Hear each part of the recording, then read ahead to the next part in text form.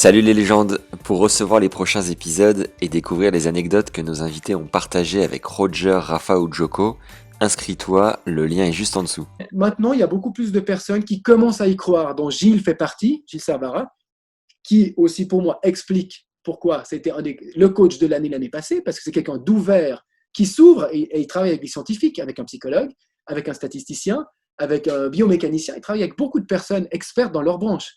Et pour moi, Gilles représente le nouveau coach du circuit. Après, si on veut introduire un Marat Safin dans l'équipe de Daniel, parce qu'il amène quelque chose de plus exotique, de plus impalpable pour nous, coachs qui n'avons pas été numéro 1 mondial, ça c'est bien. Mais le côté rationnel, pour moi, je pense, prend le dessus sur le côté émotionnel et des croyances. Et voilà. Et donc, mais au jour d'aujourd'hui, si je dois faire le bilan des coachs, je pense qu'on est encore dans un mix croyance, mais on est en train de se détacher de la croyance. Et c'est ce qui me donne bon espoir pour la statistique pour les prochaines années. Moi, je partais de l'idée que non, mais lui, ça fait partie de ces coachs atypiques qui n'ont pas été joueurs pro. Ouais. Et du coup, je ne savais pas, mais bien sûr qu'ils prennent des aides autour d'eux parce qu'ils savent qu'ils ne savent pas tout. Et Ouais. pour être plus efficace, ils ont besoin d'une équipe, mais c'est des excellents chefs d'orchestre, je pense. En tout cas, Gilles est un excellent chef d'orchestre. Il a une sensibilité qui lui permet de savoir quand introduire quoi. Et je pense qu'une grande partie de son succès, elle est due à l'équipe qu'il a su former et la sensibilité qu'il avait à l'intérieur de cette équipe. Et peut-être Sam est dans la même philosophie. Et s'il est dans cette même philosophie, on peut, je pense, que s'entendre. Et s'il ne l'est pas, s'il est du style coach omniscient qui sait tout, on n'a aucune chance de s'entendre. Tu dis si la stat prend, ça veut dire que si à un moment donné tu sens que ça s'essouffle, est-ce que tu serais prêt par exemple à aller dans le baseball ou dans un autre sport où la stat est Non. beaucoup plus assise? Non? Ah non, non, non, non. Faire intervenir dans une autre discipline, ce serait complètement tripant pour Ouais. moi, parce que mais non, non, moi j'aime le tennis, j'aime tout ce qui correspond autour du tennis. Le tour international, ça a été mon rêve dès le départ, depuis que j'avais 20 ans. Maintenant que je m'en rapproche, à 40 ans, c'est pas un moment que je me dis je vais partir.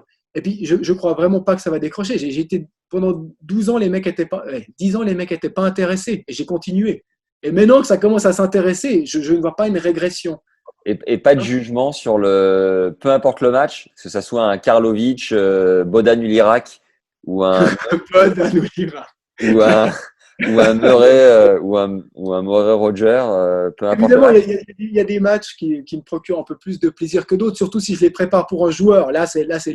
Quand tu prépares un match pour un joueur et tu vois le match derrière, c'est de l'extase, c'est-à-dire que c'est génial. Ouais. Je veux pas savoir, c'est l'extase surtout s'il fait le schéma. S'il le fait pas, t'es là, merde, je travaillais 2 ans pour rien. Bref, mais oui, mais moi j'ai toujours pensé que chaque joueur du top 100 était intéressant parce qu'il faisait partie du top 100. Donc autant Karlovic peut être intéressant qu'un Bogdan ou Lirard. Bon, lui, j'ai pas assez de stats, mais j'en ai même pas. J'ai commencé en 2007 et lui, il a dû finir sa carrière en 2005 ou 2003, j'en sais rien. Mais chaque joueur dans le top 100 est intéressant. Il n'y a pas que les top 10 qui est intéressant. Si on travaille avec des joueurs en développement qui veulent être un jour top 100, Cecchinato est super intéressant peut-être pour un. Et pour un autre, c'est Djumour qui est super intéressant.